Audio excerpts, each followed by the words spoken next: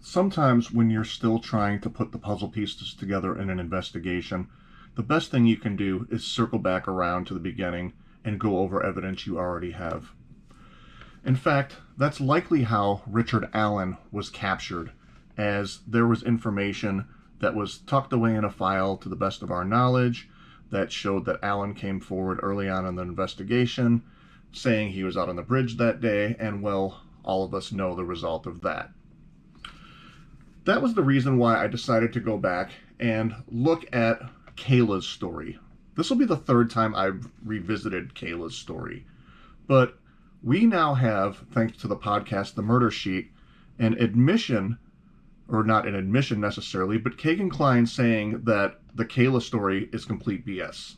Now, if there's one thing that we've learned, it's that Kegan Kline has a history of being dishonest. Repeatedly.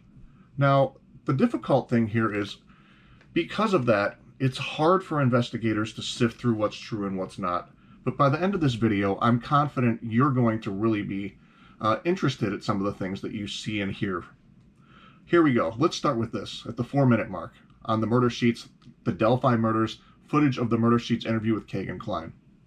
But if you've seen transcripts from my interview, I think it was 2020 with the state police, I mean, if you read that, you can see that they know someone else was involved.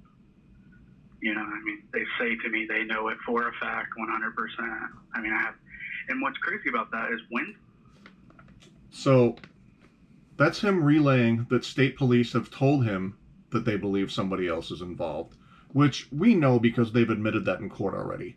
But let's go back to the whole Kayla's story situation. It's the Delphi murders, the Murder Sheet, episode 61, Kayla's story.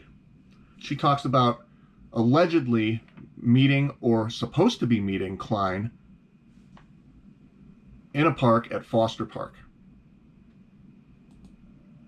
What kind of things did he say to you in those first messages? He was how you say it, perverted, and he talked to me in a weird way that I didn't feel comfortable even really talking to him. And one day, he said, well, I'm at Foster Park, me and my girlfriend. So I went to Foster Park because he said he lived in Galveston, Indiana. And he went to different states. So he said he was in Kokomo for a little bit. I had my friend go with me, actually. I had my friend go with me. Just like Liberty German and Abby Williams showed up somewhere together with a friend. I'll continue. And he was pissed off. I have not met him face to face.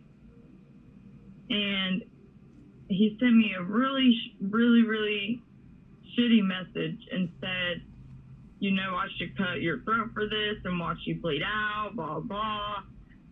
Why would you bring someone with you? And it snapped on me.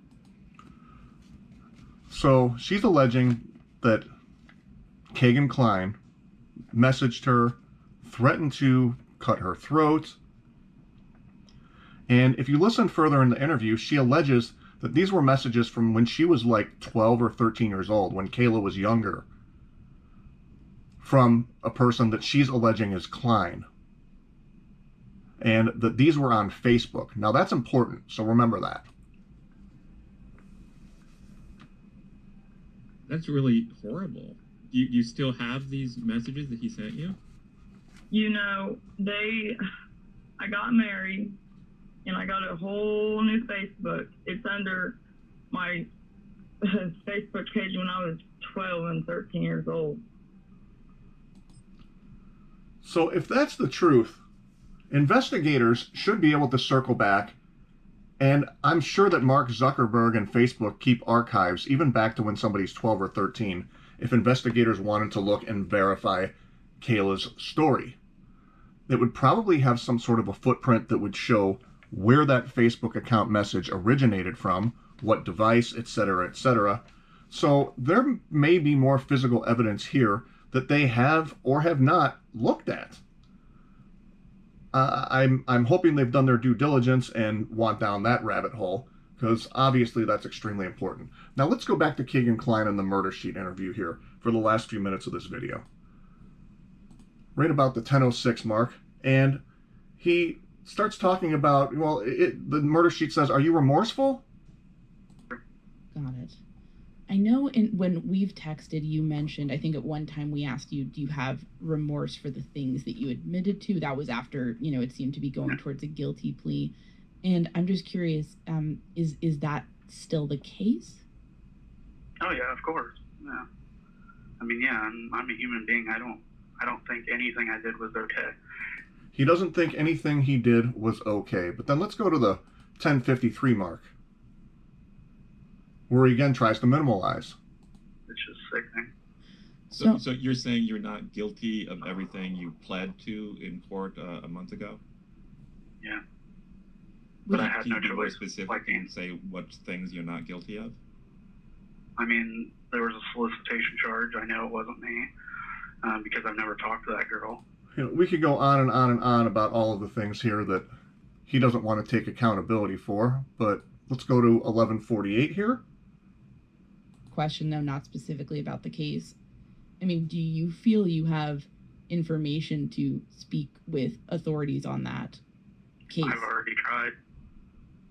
They don't want to hear anything I have to say. So, and I've met with the prosecutor there, and I mean, yeah. You've met with Nick McClelland? Yeah. Can you tell us anything about what he was like or what that experience was like? I mean, he's a real nice guy. I mean, he was really super nice. And then lastly, and perhaps most importantly here, he talks about the Kayla stuff. It's crazy. I can't remember what podcast it was, but there was some girl that said I tried to meet her at a park in Kokomo or something, and I have no clue who even the girl was. It's like, what in the hell? These people, I don't know. And then it's just terrible coming out of the courtroom like that. Last time, they took me where no one would be able to find out. His body language when he answers that question was really, really creepy. It's almost like he got excited about it. He started laughing. He kind of rocked back and forth, which was a little bit different than the rest of the interview. I find that interesting. And that he's talking about, oh, well, there was this Kayla story on some podcast. Dude, that podcast was The Murder Sheet, who you're speaking to in this interview. Make it make sense, and let's hope that investigators have really gone down all of these rabbit holes, because there's a lot of them still out there. Have a good day, everybody.